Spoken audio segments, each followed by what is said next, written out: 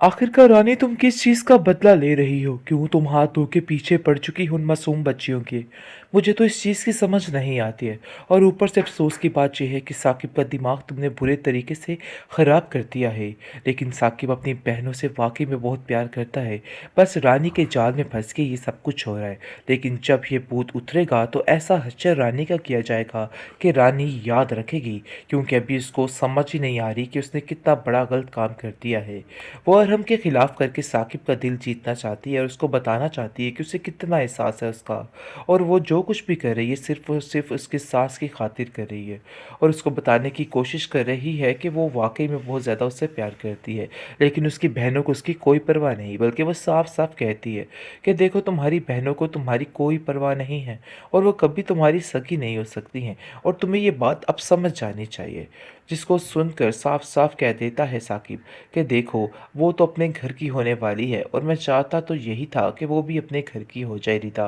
लेकिन पता नहीं क्यों अरहम के साथ ये मामलात मैंने ठीक भी किए हैं या नहीं किए।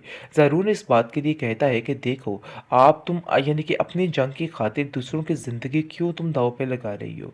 तुम क्यों रिदा की ज़िंदगी में सुकून नहीं आने दे रही हो? देखो, तुम्हारा ये फ़र्ज़ बनता था कि तुम जो मामलात हो रहे हैं ना, उनको पूरा करो और उसको यहाँ से जाने दो। लेकिन तुमने ऐसा नहीं किया। जिस पर रानी कहती है कि मेरे घर के मामलात में बिल्कुल भी इंटरफेयर मत करना। मैं तुम्हें साफ-साफ ये बात बता रही हूँ। जिस पर ज़ारून कहता है कि अब वो मेरे घर के मामलात भी हैं, तो बेहतर यही है कि तुम भी अब इन बातों को समझने की कोशिश करो। क्योंकि मैं इस चीज़ को बड़े अच्छे तरीके से समझ चुका हूँ कि अब जो कुछ भी है, वो सोच समझ के करना है। रिदा सिर्फ़ और सिर्फ़ खामोश है, लेकिन उसको ये बात बिल्कुल भी बर्दाश्त नहीं हो रही। जो सलूक अरहम के साथ किया गया है, वो उसके लिए नाकाबिले बर्दाश्त है। जिसकी वजह से उसका मूड काफ़ी ज़्यादा ऑफ हो जाता है। कि इनकी ज़ोरदार किस्म की लड़ाई झगड़ा शुरू हो जाता है और रानी कहती है कि तुम्हारा तो यही हश्र होना चाहिए। रानी ने पहले ही सारे इंतज़ामात कर रखे हैं और वो अरहम को जेल में भिजवा कर ही सुकून का सांस लेगी। आप देखेंगे कि वो कहती है कि मैं अब इन लोगों को बिल्कुल भी नहीं छोड़ूंगी। देख लेना कि अब इन लोगों का क्या हश्र करती, क्योंकि वो जानती है कि फ़िज़ा कोई ना कोई ऐसे मामला तय कर देगी जिसकी वजह से मामले काफ़ी ज़्यादा पेचीदा हो जाएंगे और रिदा उसकी बात मानने पे मजबूर हो जाएगी। लेकिन वो जानती है कि इन सब बातों से कैसे पीछे हटना है और इन लोगों से के साथ क्या करना है। इसलिए वो मंसूबा तैयार कर लेती है और कहती है कि नहीं, अब जैसा जैसा जो जो मैं कहूँगी वैसा ही होगा। ये बात अब तुम्हें तुम्हें भी समझनी है और मुझे भी। वो साकिब को कहती है कि अरे भाई, जितनी जल्दी हो सके ना, अब इन लड़कियों की इसी कहानी को ख़त्म करना चाहिए, क्योंकि मुझे लगता है कि ये मामला काफ़ी ज़्यादा ख़राब है और ये कभी भी ठीक नहीं हो सकता है। बस जैसा जैसा मैं कहती हूँ बस वैसा ही कीजिए, क्योंकि मुझे यकीन हो चुका है कि ये सब कुछ जानबूझकर फ़िज़ा करवाने की कोशिश कर रही है, क्योंकि रिदा का इतना दिमाग नहीं है। लेकिन ये फ़िज़ा अपना बहुत ज़्यादा दिमाग चलाती है और सब कुछ करने वाली भी वो है। तो इसलिए बेहतर यही है कि अब इन लड़कियों पे यकीन ना किया जाए, बल्कि अब इन लड़कियों को जैसा जैसा मैं कहूँगी वैसा ही करना होगा, क्योंकि मुझे पता है कि रिदा भी बगावत पर उतरने वाली है और बहुत जल्द रिदा भी अपने हक में आवाज़ उठाएगी।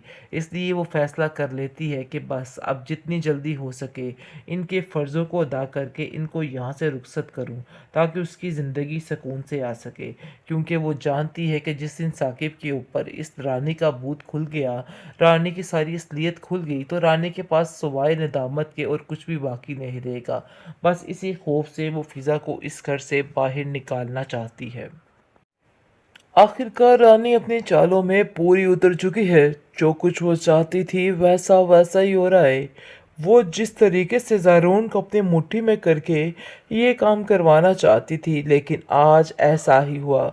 आप देखेंगे कि रिदा और फ़िज़ा दोनों बात करने के लिए जाती है, लेकिन ये सारा माजरा सुन रही होती है ये चालाक और शातिर औरत, और सुनकर सारी बातें उनका पीछा करती है। वहाँ पे अरहम इन लोगों की मदद करने के लिए तैयार बैठा होता है और वो कहता है कि मैं आप लोगों की मदद करने के लिए तैयार हूँ और आपको डरने की कोई ज़रूरत नहीं है। रानी उसका बुरा हश्र कर देती है जो कि उसके खिलाफ बात करता है। लेकिन जी आप देखेंगे कि फ़िज़ा साफ साफ रिदा को कहती है कि देखो, तुम्हें हिम्मत नहीं आनी है और जैसा जैसा मैं तुम्हें कहती हूँ ना भाई, वैसा ही करती जाना, क्योंकि अब तुम्हारे लिए ये सब कुछ बहुत ज़्यादा ज़रूरी है और तुम रानी भाभी को बिल्कुल भी नहीं जानती कि वो तुम्हारे बारे में क्या-क्या मंसूबे बनाकर बैठी हुई हैं। अरे भई मैं तो यहाँ से चली जाऊँगी लेकिन मुझे और ज़रून को तुम्हारी बहुत ज़्यादा फ़िक्र रहेगी। लेकिन मैं ऐसा बिल्कुल भी नहीं चाहती हूँ। तो बेहतर यही है कि तुम अपने दिमाग को दुरुस्त कर लो और ये सब कुछ तुम्हारे लिए बहुत ज़रूरी है। अभी भी वक़्त है, अपने लिए आवाज़ उठाओ और फ़ैसला करो। आप देखेंगे कि बहुत ज़्यादा परेशान हो चुकी है रिदा और वो कहती है कि आखिर मैं सब कुछ कैसे कर सकती हूँ, क्योंकि रिदा यानी भाभी जो है हमारी वो तो कभी इस बात के लिए हामी नहीं भरेगी। लेकिन साफ-साफ ये बात कह देती है रिदा फ़िज़ा कि अब तुम्हें परेशान होने की ज़रूरत नहीं है। अब मैं तुम्हारा साथ दूँगी और मुझे पता है कि मैंने अब क्या करना है। ये सब कुछ अब तुम्हारे लिए बहुत ज़्यादा ज़रूरी हो गया है और अब इन बातों की फ़िक्र छोड़ दो कि कौन तुम्हारे साथ खड़ा है और कौन तुम्हारे साथ नहीं खड़ा है। इसलिए इन सब बातों की टेंशन अब मत लेना। आप देखेंगे कि रीता जो है वो काफ़ी ज़्यादा खौफ़ज़दा है, क्योंकि वो जानती है कि ये लोग कुछ भी कर सकते हैं। जैसा कि आपने देखा कि इनकी ज़ोरदार किस्म की लड़ाई झगड़ा शुरू हो जाता है और रानी कहती है कि तुम्हारा तो यही हश्र होना चाहिए। रानी ने पहले ही सारे इंतज़ामात कर रखे हैं और वो अरहम को जेल में भिजवा कर ही सुकून का साँस लेगी। आप देखेंगे कि वो कहती है कि मैं अब इन लोगों को बिल्कुल भी नहीं छोड़ूँगी।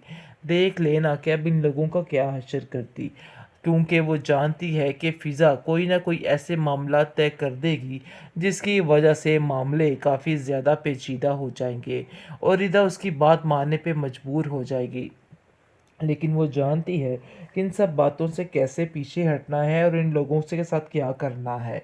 इसलिए वो मंसूबा तैयार कर लेती है और कहती है कि नहीं, अब जैसा-जैसा जो-जो मैं कहूँगी वैसा ही होगा। ये बात अब तुम्हें तुम्हें भी समझनी है और मुझे भी। वो साकिब को कहती है कि अरे भई जितनी जल्दी हो सके ना, अब इन लड़कियों की इसी कहानी को ख़त्म करना चाहिए।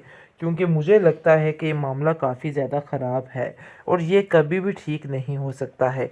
बस जैसा-जैसा मैं कहती हूँ बस वैसा ही कीजिए, क्योंकि मुझे यकीन हो चुका है कि ये सब कुछ जानबूझकर फ़िज़ा करवाने की कोशिश कर रही है। क्योंकि रिदा का इतना दिमाग नहीं है, लेकिन ये फ़िज़ा अपना बहुत ज़्यादा दिमाग चलाती है और सब कुछ करने वाली भी वो है। तो इसलिए बेहतर यही है कि अब इन लड़कियों पे यकीन ना किया जाए, बल्कि अब इन लड़कियों को जैसा-जैसा मैं कहूँगी वैसा ही करना होगा। क्योंकि मुझे पता है कि रिदा भी बगावत पर उतरने वाली है और बहुत जल्द रिदा भी अपने हक़ में आवाज़ उठाएगी।